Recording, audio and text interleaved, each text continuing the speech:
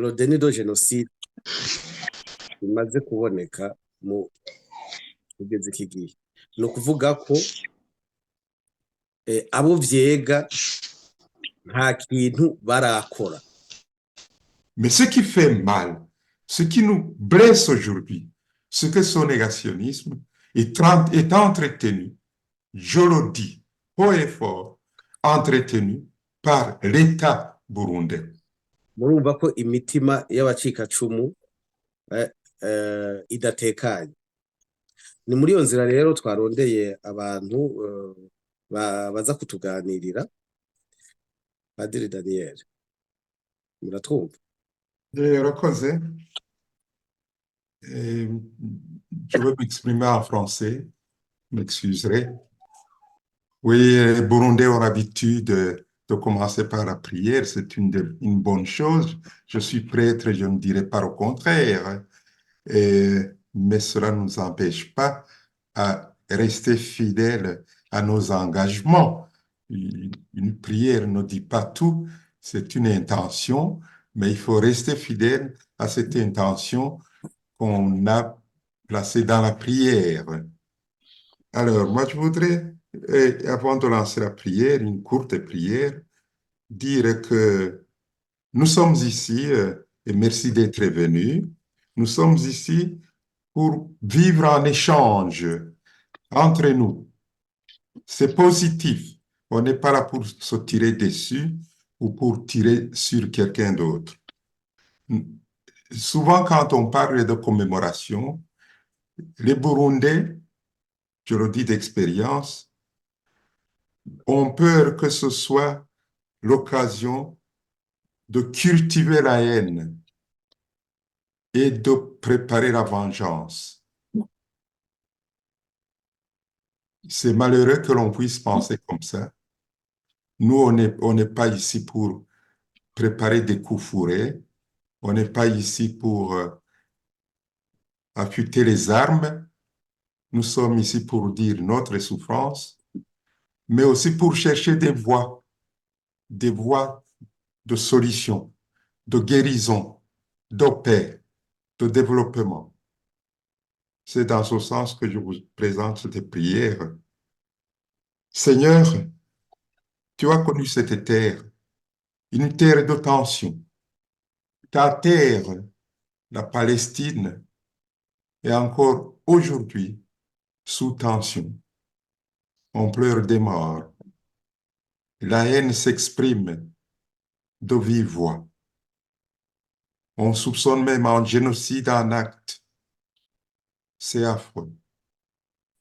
Tu connais aussi l'histoire burundaise. Une histoire de non-dit,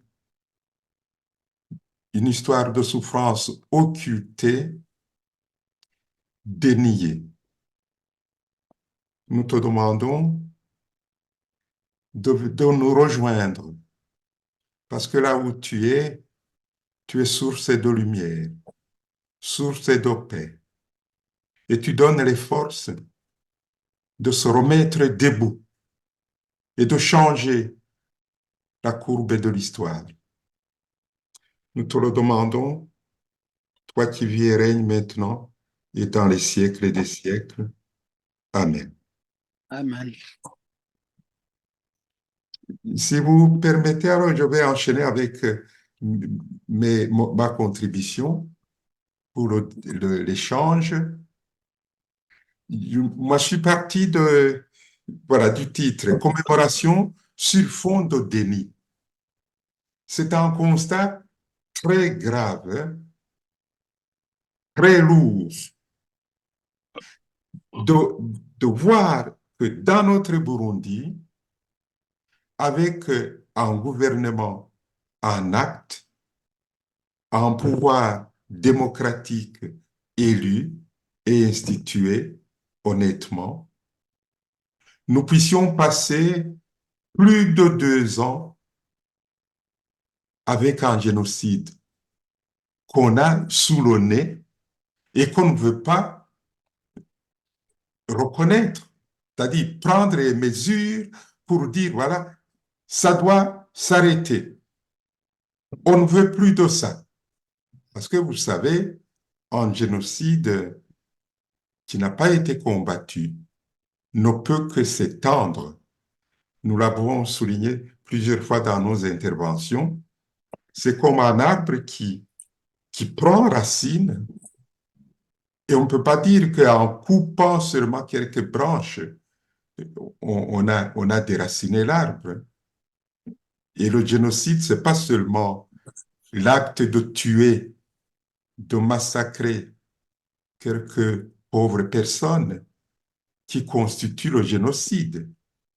C'est toute l'intention qu'il y a et qui se déploie dans plusieurs réalisations. Pas seulement le meurtre, mais ajouter le mépris profond, la supériorité de celui qui assassine et l'inexistence, l'insignifiance de la victime, qui n'est plus une personne humaine, qui est déshumanisée. Et la surexploitation, pire que l'esclavage et que l'apartheid, l'écrasement de l'autre partie. Et ça continue. Ce sont des attitudes, des réflexions, des comportements qui perdurent même après le versement de sang. Et c'est ça que nous vivons encore au Burundi. Alors, je constate aussi que tout cela est possible au Burundi parce qu'il y a une méprise, une incompréhension de la réalité même du génocide. Je peux comprendre, parce que le génocide, heureusement, n'advient pas partout, dans chaque société. Les meurtres, vous les trouverez partout, dans toutes les sociétés. Je ne sais pas si les anthropologues ont déjà découvert un peuple où il n'y a pas d'assassinat. Mais le génocide, c'est exceptionnel. C'est pas rare, mais c'est exceptionnel. Nous comptons dans l'Antiquité plusieurs génocides, parfois qu'on ne veut même pas reconnaître. Par exemple, ce que César le Romain a fait aux Gaulois, mais pour le moment, personne ne veut reconnaître que c'est un génocide, mais ça procède de cette même manière. Et donc, on compte quelques génocides récents, l'Holocauste juif, le génocide des Héréros, des Indiens américains, des Tutsis au Rwanda. Et on oublie celui des Hutus au Burundi. Nous nous sommes battus. C'est la 10e année que nous célébrons, où nous avons dit c'est assez. Nous allons briser le silence. Et nous y sommes parvenus, Dieu merci, puisque le Sénat et le Parlement ont relayé nos efforts et avec la CVR, on dit voilà, il y a eu bel et bien un génocide. Mais les Burundais ne comprennent pas. Ils pensent qu'on parle des assassinats, des meurtres lourds et inacceptables, et que c'est ça le génocide. Non, le génocide, ça étend ses ramifications sur des réalités beaucoup plus profondes et beaucoup plus destructrices, puisqu'il s'agit de refuser l'humanité de l'autre partie. Et donc, nous trouvons cela chez les autorités administratives qui prennent à la légère tout mouvement génocidaire. Nous retrouvons aussi cela chez les victimes. Bon, les victimes, on peut les excuser parce que si vous allez partout où il y a eu un génocide, les victimes n'ont jamais su se défendre.